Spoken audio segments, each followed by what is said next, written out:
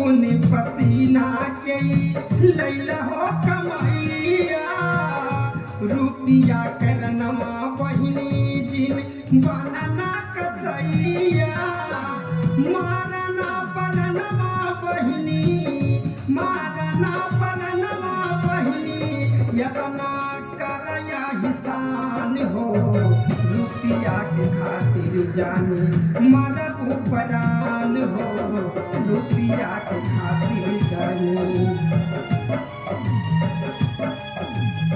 मत मार बहनी तू सुन हे बहनी हम अपने माई के गलत बेटा है बहनी मत मार हमार प्राण बकल दे बहनी तू सारा रुपया ले ले बहनी हमार जान बकल दे तू सुन बहनी ये की महतारी आके कोखी के सुगाने माँ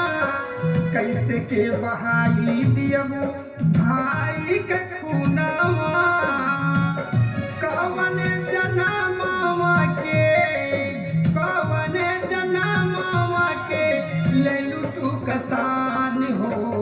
रुपिया के खातिर जानी मारे पुत जान हो रुपिया के खातिर जानी